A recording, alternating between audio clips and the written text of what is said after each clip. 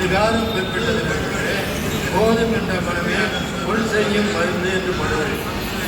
அந்த பழமொழிக்கு ஏற்ற தானம் அன்னதானம் மட்டுமே. ஏனென்றால் இறைவாக கொண்டு வந்து இறையினை போடுகின்ற போது போதும் போதும் என்று சொல்லி கையை மறுத்து அந்த தானத்தை நாம் போதும் என்ற மனதை பொன் செய்யும் மருந்து. அப்படிப்பட்ட அருமருந்தை கோபாலகிருஷ்ணன் அவர்கள் 111 ஆண்டுகள் இங்கே குரு பூஜை என்ற முறையிலே செய்து வருகிறார்கள். அன்னார் வாழ்க வளர்க என்று அவருக்கு அருளாட்சி வழங்கி இப்பொழுது அருமை செல்வர் அவர் கோபாலகிருஷ்ணன் ஆனந்தர். அவரும் சித்து விளையாட்டுலாம் பண்ணியிருக்கிறார். 111 வருஷம் என்று விளையாட்டுப்படுறார். அக்கரோட்டத்தில் என்னென்ன அருட்சி எவ்வளோ கஷ்டப்பட்டு செஞ்சான்னு எனக்கு தெரியும். அந்த எதிர்ப்பையெல்லாம் மீறி நான் செஞ்சே காமிக்கிறேன்னு இப்போ காணிக்கிறேன் செயல்படுத்திருக்கிறேன். ஆனால் பார்த்தவொன்னா ஒருத்தர் பற்றி எனக்கு முடியாது. அப்படிப்பட்ட கவிஞர் அவர் இப்போ தொடர்ந்து சில வார்த்தைகள் உங்களோடு உரையாடுவார். நன்றி, வணக்கம்.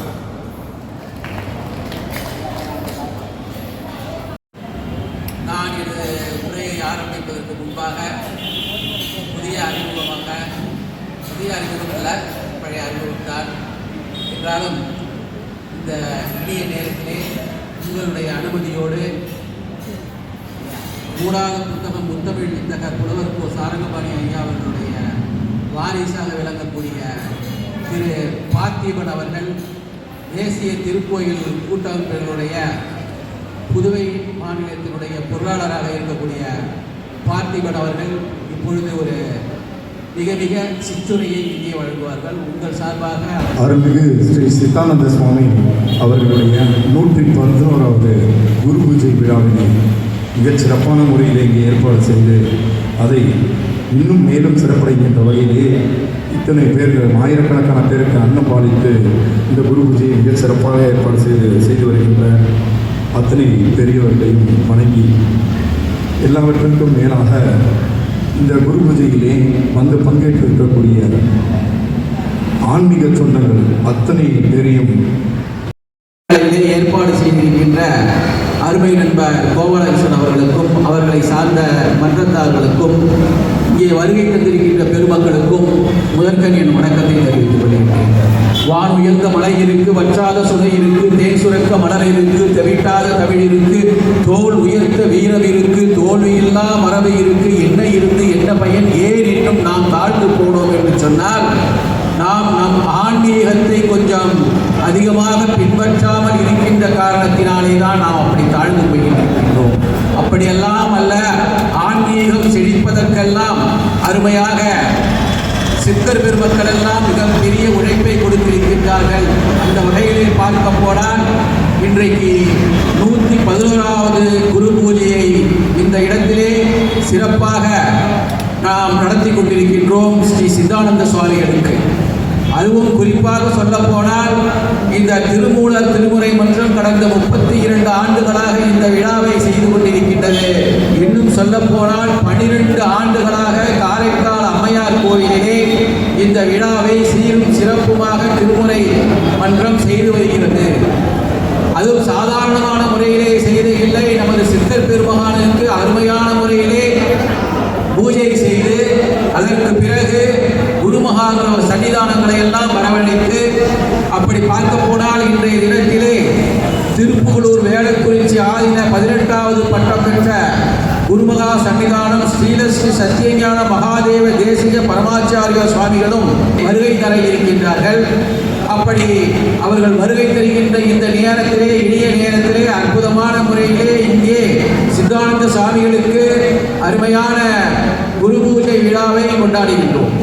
இந்த மகான்களாக இருக்கக்கூடிய சித்தர்களாக இருக்கக்கூடிய பெருமக்கள் ஓரிடத்திலே மட்டுமே இல்லாமல் பல இடங்களிலும் தங்களுடைய கருணையை அவர்கள் அள்ளித்தருகின்ற காரணத்தினாலே ஜீவ சமாதியாக நமது சித்தானந்த சுவாமிகள் அக்கரவட்டத்திலே எழுந்தருளி இருந்தாலும் கூட அதே சமயத்திலே எங்கே தங்களுடைய அன்பர்கள் தங்களுடைய பக்தர்கள் தங்கள் உள்ளத்திலே அவரை நினைக்கின்றார்களோ அங்கெல்லாம் சென்று அருள் செய்யக்கூடிய அற்புதமான அருளாற்றல் பெற்றவர் தான் நமது சித்தானந்த சுவாமிகள். சென்ற வருடம் நமது எஸ்டிபி திராவிடமணி அவர்கள் இங்கே வருகை தந்த போது தனது மகனுக்கு திருமணம் நடக்க வேண்டுமே என்று மனதில் தான் நினைத்துக் கொண்டார். அதற்கு ஏற்றாற்போல் இந்த குரு பூஜைக்கு முதல் நாள் அவருடைய மகனுடைய திருமணம் மிக மிக அற்புதமான முறையிலே நடந்தேறியிருக்கிறது என்று சொன்னால், சித்தர் பெருமான் என்ன நினைக்கின்றோமோ அதை நடத்தி கொடுக்கக்கூடிய அற்புதமான ஆற்றல் உடையவர். பல ஆண்டுகளுக்காக, பல நூறாண்டுகளுக்கு முன்பாக அந்த அக்கரை வட்டத்திலிருந்து ஒரு இரட்டை மாட்டு வண்டி புறப்பட்டது. ஜல் ஜல் என்ற சலங்கையோடு அந்த அக்கரை வட்டத்திலிருந்து கிளம்பிய அந்த இரட்டை மாட்டு வண்டி காரில் நாகப்பட்டினம் நீலாகாட்சியம்மனுடைய கோயிலுக்கு வாசலிலே போய் நின்றது.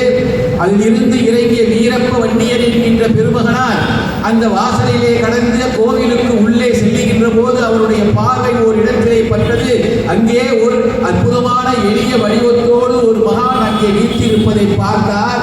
அவருடைய கண்களும் இவருடைய கண்களும் சந்தித்துக் கொண்டன. ஒரு நொடி, அடுத்த நொடி இந்த வீரப்ப வண்டியார் திருக்கோயிலுக்கு சென்று விட்டு வந்து விடுவோம் என்று அவசரமாக போய் அந்த இறையை வழிபட்டு விட்டு மீண்டும் வந்து அந்த மகானை பார்த்து வணங்குகின்றார். மகானை பார்த்தோம் என்று சொன்னால் நாம் வணங்குவோம், விபூதி கொடுப்பார், பூசிக்கொள்ளுவோம், வீட்டுக்கு சென்று விடுவோம்.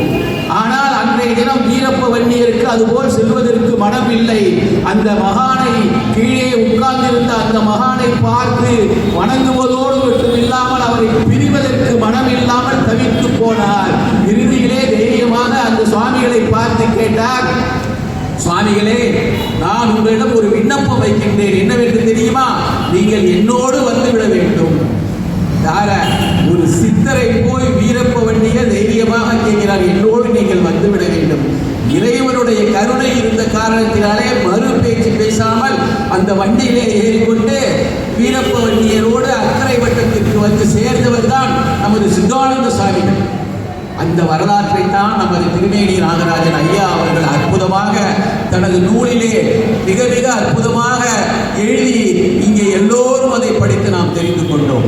அப்படிப்பட்ட ஒரு பெருமகனார் தான் நமது சித்தானந்த சுவாமிகள். அவருக்கு தான் இன்றைக்கு அருமையான விழாவும் ஆன்மீக விழாவும் பூஜையும் அன்னதானம். அன்னதானம் என்றால் லேசப்பட்ட விஷயமா? அப்படிப்பட்ட அருமையான பக்தி விழாவாகத்தான் நமது திருமூலர் திருமுறை மன்றம் 12 ஆண்டுகளாக இந்த அம்மையார் கோயில் அவங்க 34 வருஷமா செஞ்சுட்டு இருக்காங்க. இந்த கோயிலே கொண்டாடுவதை இந்த 12 வருடங்களாக உழைத்து எல்லாவற்றையும் செய்து கொண்டிருக்கின்றார்கள். அதற்கு மூல காரணமாக, முழுமுதல் காரணமாக இருப்பவர் அருமை நம்ப கோபாலகிருஷ்ணன் அவருடைய பணி பார்த்தோம் என்று சொன்னார். அவருக்கு அடுத்த பிறவின்னு ஒன்று இருந்தால் அதில் மிக சிறந்த முறையிலே அவர் பிறப்பார் என்று நான் நினைக்கிறேன். ஏன் என்று கேட்டால், நாமெல்லாம் இன்னைக்கு வீட்டை விட்டு இறங்கணும்னு சொன்னோம்னா பைக்கில் தான் போகிறோம், காரில் போகிறோம், ஸ்கூட்டரில் போகிறோம். சைக்கிளை மறந்தே விட எங்கள் வீட்டில் 2 சைக்கிள் அப்படியே. ஆனால் அவர் என்ன செய்கிறார்? இந்த இறைப்பணிக்காக செல்லும் பொழுது சைக்கிளில் தான் சைக்கிளில் தான் போகிறார். ஒவ்வொரு வீடாக போய் ஒவ்வொருத்தவங்களாக பார்த்து ஒவ்வொரு காரியங்களையும் பார்த்து சைக்கிளில் போய் எல்லாவற்றையும் செய்து இன்றைக்கு இப்படிப்பட்ட ஒரு கூட்டத்தை கொடுத்து அருமையாக இன்னும் சிறிது நேரத்திலே இங்கே வருகக்கூடிய குருமகா சன்னிதானம் அவர்கள் முன்னிலையிலே அற்புதமான முறையிலே இங்கே தீபாவளி எல்லாம் நடத்தி பூஜை செய்து 1000 பேருக்கு அன்னதானத்தை கொடுக்க போகிறார் என்று சொன்னார். சாதாரண விஷயமா? யாரால் முடியும் என்று சொன்னால் யாரோ ஒரு சிலரால் தான் முடியும். அந்த ஒரு சிலரை சித்தர் பெருமகான் இயக்கி கொண்டிருக்கின்றார். அவர்கிட்ட நான் சொல்றேன், உங்களுக்கு ஒவ்வொரு வருஷமும் சிரமம் தான். அந்த பெருமான் உங்களை சோதித்து பார்த்துதான் உங்களுக்கு இந்த அருளை வழங்குகின்றார். என்றாலும் நீங்கள் அதை பற்றி கவலைப்பட வேண்டாம். உங்களுடைய பணிகளை நீங்கள் புணர்ச்சியாக செய்து கொண்டிருங்கள் என்று அவருக்கு நான் சொன்னேன். உண்மை அதுதான். அதனால்தான் இன்றைய தினத்திலே இப்படிப்பட்ட ஒரு அருமையான பக்த பெருமக்கள் எல்லாம் இங்கே வருகை தந்திருக்கின்றீர்கள். இன்னும் சிறிது நேரத்திலே இங்கே தவத்திரு ஸ்ரீ சத்தியஞான மகாதேவ தேசிய பரமாச்சாரிய சுவாமிகளும் ஸ்ரீ சிவஞான பாலய சுவாமிகள் அவர்களும் இங்கே வருகை தந்து இந்த விழாவை சிறப்பிக்க இருக்கின்றார்கள். அவர்களுடைய ஆசி உரையையும் நாம் கேட்போம் என்ற அளவிலே இன்னும் சிறிது நேரத்திலே அவர்கள் வருகை தர இருக்கின்றார்கள் என்பதை இனிய நேரத்திலே சென்று கொண்டு பக்தி பக்தி பக்தி பசிப்பினியை அகற்றக்கூடிய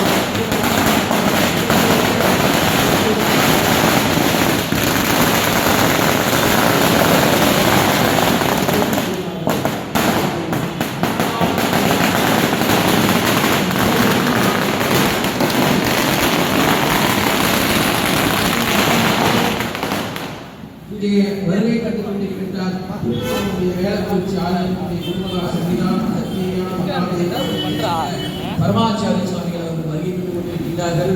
அவர்களை இங்கே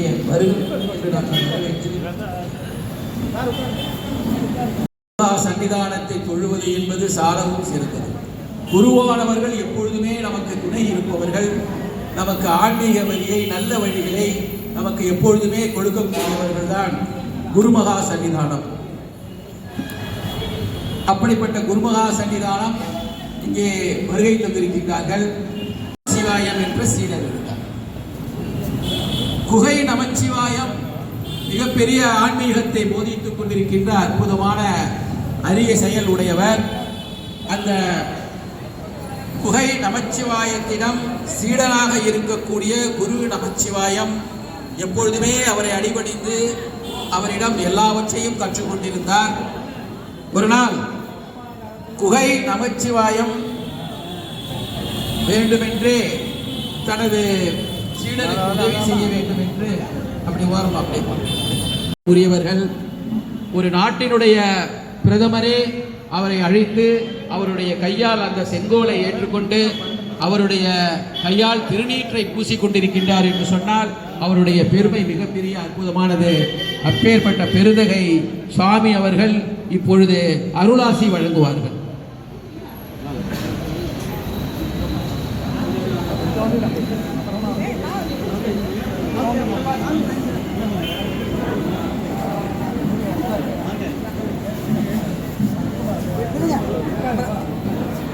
நன்று நாள்தரும் நம்மினை போயரும் என்றும் இன்பம் தழைக்க இருக்கலாம்.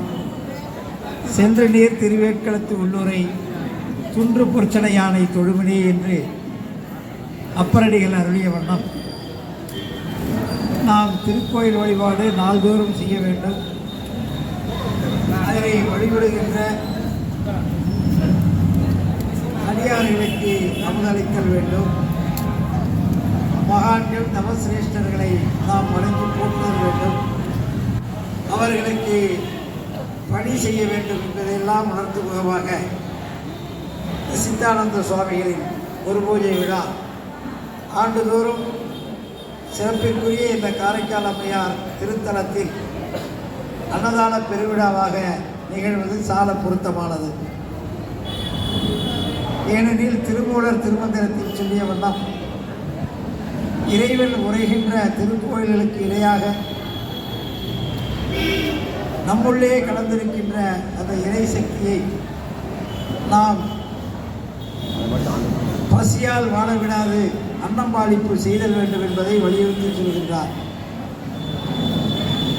நமது வேளாக்குறிச்சி ஆதீன ஆளுகைக்குட்பட்ட திருச்செங்காட்டக்குடி அருள்மிகு உத்ராவதீஸ்வரர் சுவாமி திருக்கோயிலிலே அந்த திருத்தலத்திலே தோன்றிய சிறுத்தொண்ட நாயனார் அவதாரத்தலமும் முக்தித்தலமும் ஒரு நாயன்மாருக்கு 63 ஒருவருக்கு கிடைத்தது என்றால் அது திருச்செங்கட்டாங்குடிக்கு அந்த பெருமை சேரும்.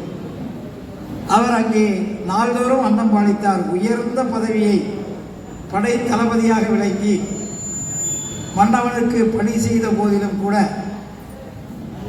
நிதி அளவிலாத செல்வத்தை பகை நாட்டிலிருந்து கொண்டு வந்த போது கூட அவர் பொருளிலே நாட்டம் கொள்ளாது அருளிலே நாட்டம் கொண்டு அங்கே இருந்த வாதாபி விநாயகரை மட்டும் தனக்கு வேண்டுமென வேண்டி கேட்டுக்கொண்டு அதனை தாம் பிறந்த தலத்தில் தோன்றிய தலத்தில் நிர்மாணித்து நாள் பூஜை செய்ததோடு மட்டுமின்றி அடியார் ஒருவருக்கு நாள்தோறும் அன்னம் பாலிப்பு செய்துதான் தாம் உணவருந்துதல் வேண்டும் என்ற உயரிய கொள்கையை அந்த அன்னம்பாளிப்பின் சிறப்பை உலகறிய செய்வதற்காகவே அவரிடம் பிள்ளைக்கரியை பெருமான் வேண்ட அதையும் எனக்கு அரிதன்று என்று அவர் படைத்தார் என்றால் இந்த அன்னம்பாளிப்பிற்கு எவ்வளவு ஒரு சிறப்பு, அது எவ்வளவு அத்தியாவசியமானது, அதனால் எவ்வளவு பெருமை, உலக உயிர்கள் எந்த வகையில் காப்பாற்றப்படுகிறது. ஏனெனில் மனித வாழ்விற்கு சோறும் கூரையும் தான் அடிப்படையானது. உண்ண உணவும் இருக்க இடமும் வேண்டும். இன்றைக்கு பல்வேறு அரசுகள், மாநில அரசு, மத்திய அரசெல்லாம் பல்வேறு நலத்திட்டங்கள் வாயிலாக வீடு அமைத்து கொடுத்து நாள்தோறும் காலை சிற்றுண்டி மதிய உணவு என்றெல்லாம் வழங்குகிறது. ஒரு காலத்தில் இவைகளெல்லாம் அறநிலையங்கள், திருமணங்கள், திருக்கோயில்கள் வாயிலாகத்தான் அந்தந்த பகுதியிலே வாழ்கின்றவர்களுக்கு மட்டுமின்றி தேசாந்திரி சீட்டு என்ற வகையிலே அந்த ஊருக்கு புதிதாக வரக்கூடிய வெளியூர்காரர்கள் கூட மதிய வேளையிலே கோயிலிலே உச்சிக்கால பூஜை நிறைவுற்றவுடன் தயிர் அன்னம், தயிர் சாதம் வழங்குகின்ற ஒரு நடைமுறை தொன்று தொட்டு இருந்து வந்தது. யாரும் பசியோடு செல்லக்கூடாது. அது தமிழர் மரபு மட்டுமல்ல, சைவ மரபு. சைவமும் தமிழும் பிரித்து அறிய இயலாதது. சைவமும் தமிழும் ஒரு சேரதான் இருந்தது. தலைத்து எளிது ஓங்குக என்பதுதான் நமது சமய நெறி. நமது சைவ நெறிதான் எல்லோரையும் அரவணைத்து எல்லா சமயங்களையும் வேறுபாடின்றி அவர்களையும் அவர்களுடைய கருத்துக்களையும் உள்வாங்கி அவர்களையும் வாழ்வதற்கு வழி செய்து அவர்கள் வழிபாட்டிற்கும் துணை நின்று ஒரு சமூக நல்லிணக்கத்திற்கு எடுத்துக்காட்டாக விளங்குவது சைவ சமய நெறி.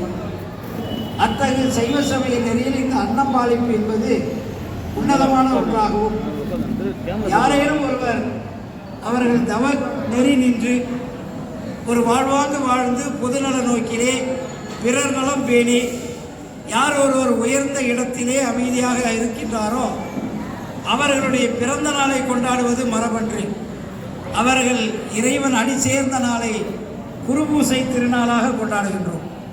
அந்த வகையிலே தான் இந்த குருபூசை திருநாள் அக்கரை வட்டத்திலே தோன்றியவருக்கு இந்த காரைக்கால் சீமையிலே மிக அற்புதமாக இந்த விழா குழுவினரால் ஆண்டுதோறும் அன்னம்பாளிப்பு குருபூஜை வழிபாடையொட்டி மக்களுக்கு வழங்கப்பட்டு அதிலே உள்ளூர் பிரமுகர்கள், அரசியல் பிரமுகர்கள் மற்றும் உயரிய பதவியில் உள்ளவர்களெல்லாம் அழைத்து இந்த விழாவின் முக்கியத்துவத்தை உணரச் செய்ய வேண்டும். அவர்களுக்கு அருளாசி வழங்கும் முகமாக ஆதீனங்களும் கலந்து கொள்ள வேண்டும் என்று அற்புதமாக இந்த நிகழ்வை திட்டமிட்டு ஆண்டுதோறும் சிறப்பாக நடத்தி வருவது பாராட்டுதலுக்கும் போற்றுதலுக்கும் உரிய நல்ல நிகழ்வாகும். ஆனால் நமக்கு ஆலய வழிபாடும் பெரியோர்களை வணங்கி அவர்கள் வழி நாம் நிற்றலும் நம்மை நெறிப்படுத்திக் கொள்வதற்காகவும் நம்முடைய எதிர்கால வாழ்வியல் முறைக்காகத்தான் அந்த அடிப்படை கோட்பாடுகள் வலியுறுத்தப்பட்டிருக்கிறதை தவிர இங்கே ஆண்டான் என்பதோ அடிமை என்பதோ இல்லை. அதைத்தான் நமது சமயங்களும் வலியுறுத்துகின்றது. நம்மை பார்த்தவுடன் வணங்கி திருநீர் பிரசாதம் வாங்க வேண்டும் என்று யாரும் சொல்லவில்லை. இயல்பாக வாங்க வேண்டுமானால் நம்மிடையே அந்த ஏற்படுகின்ற மல மாசுகள் அகல வேண்டுமானால் இறைநெறி நின்று இறைவனை நாள்தோறும் நமக்காக பிரார்த்தனை செய்கின்ற குருமகா சன்னிதானமாக எண்ணி அவர்களிடம் திருநீர் பெற்றால் நம்முடைய வினை அகலம் என்பதற்காக செய்கிறது. இதனால் குருமகா சன்னிதானத்திற்கு ஒன்றும் பெரிய பெருமை அல்ல. உங்கள் பொருட்டு அவர் இறைவனை நாம் வேண்டுகிறோம். அதன் வழி உங்களுக்கு ஒரு குறைகள் நீங்கி நீங்கள் தூய மனத்தனாக நல்ல அற நெறி நிற்பவனாக நீங்கள் மாற வேண்டும் என்பதற்காகத்தான் இந்த ஒரு அமைப்பு, இந்த ஒரு மரபு. ஆண்டாண்டு காலமாக நமது முன்னோர்கள் நமக்கு காட்டி செல்கின்ற அந்த நல்ல வழியிலே நாம் ஈட்டிய பொருளில் ஒரு சிறிதளவேனும் பிறருக்கு உதவுவதற்கு தர்ம சிந்தனையோடு நாம் செயல்படுவதனால் நாம் மட்டுமல்ல நமது சந்ததியினரும் நீண்ட காலம் பேர்வாழ்வு வாழ்வார்கள் என்பதில் ஐயமில்லை. காலம் கருதியும் அடுத்து வழிபாடு நிகழ வேண்டிய தருணத்திலும் அன்னதானத்திற்கு மக்கள் காத்து கொண்டிருக்கிற நிலையிலும் நீண்ட உரையாக இல்லாமல் ஏதோ ஒரு சிறிய அறிவுரையாக அறவுரையாக இந்த அளவிலே நிறைவு செய்து எல்லோரும் எல்லா நலன்களும் பெற்று நீடிது வாழ நமது வழிபடு கடவுளாகிய அஜபா நடன தியாகேஸ்வர பெருமான் திருவடிமலர்களை சிந்தித்து அனைவரையும் ஆசீர்வதிக்கின்றோம். திருச்சிற்றம்பலம்.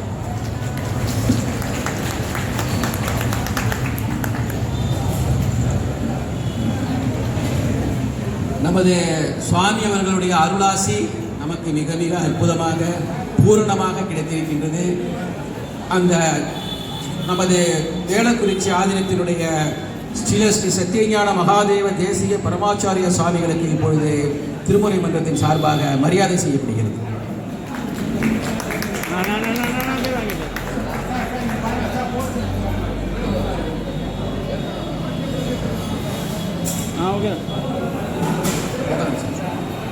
மதிப்பிற்கும் மரியாதைக்கும் உரிய புதுவை சட்டமன்றத்தினுடைய முன்னாள் எதிர்க்கட்சி தலைவர் அருமை சகோதரர் VMC கணபதி அவர்களுக்கு இப்பொழுது மரியாதை செய்யப்படுகிறது.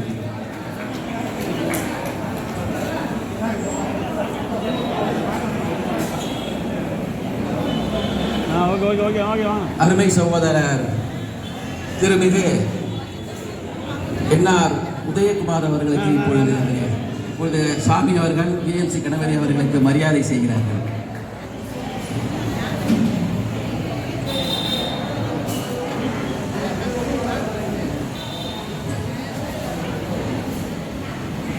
திருமிகு உதயகுமார் அவர்களுக்கு இப்பொழுது மரியாதை செய்யப்படுகிறது.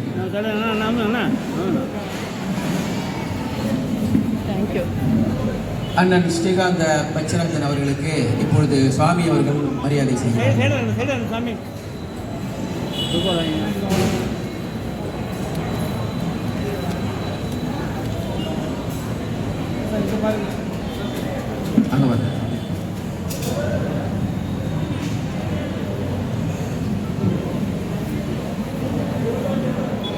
பண்டித புலவர் திருமணி நாகராஜன் ஐயா அவர்களுக்கு இப்பொழுது சாமி அவர்கள் சால்வை அடித்து வாழ்த்து தெரிவிக்கிறார்கள்.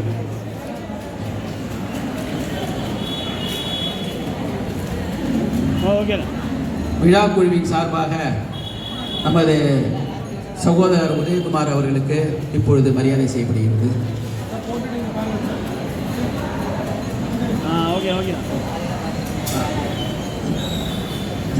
திருநெறி செல்வர் பத்தர் ஐயா அவர்களுக்கு இப்பொழுது மரியாதை செய்யப்படுகிறது.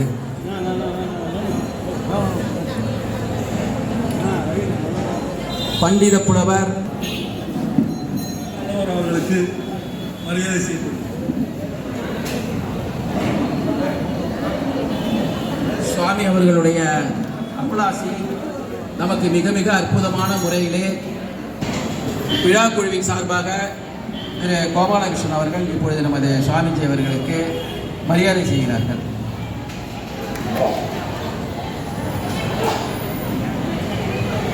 சாமி அவர்கள் நமக்கு உரிய அற்புதமான ஆசி உரைகளை இந்த இணைய நேரத்திலே வழங்கி இருக்கிறார்கள். எப்படி வழங்கி இருக்கிறார்கள் என்று சொன்னால் பக்தி பூர்வமாக இருக்க வேண்டும். அவர்கள் முன்பு ஆன்மீகம்தான் பேசுவார்கள். இப்பொழுது அரசியலும் அதிலே கலந்து வருகிறது. காரணம் என்று சொன்னால் அடிக்கடி அவங்க டெல்லி போயிட்டு வந்துட்டு இருக்காங்க. அங்கே இருக்கின்ற அந்த பிரதமர் இவரைத்தான் அழைத்து செங்கோலை கொடுக்க சொல்லுகின்றார், விபூதி பூசிக்கொள்ள சொல்லுகின்றார் என்று சொன்னால் வேளக்குறிச்சி ஆதினத்தினுடைய ஒப்பற்ற அந்த ஆசி உரை அவருக்கு வேண்டும் என்று நினைக்கின்ற காரணத்தினாலே தான் அப்படி அவர் செய்து கொண்டிருக்கின்றார்கள் அடிக்கடி என்று சொன்னால் அவர்களுடைய பெருமை நாம் சொல்வதற்கு.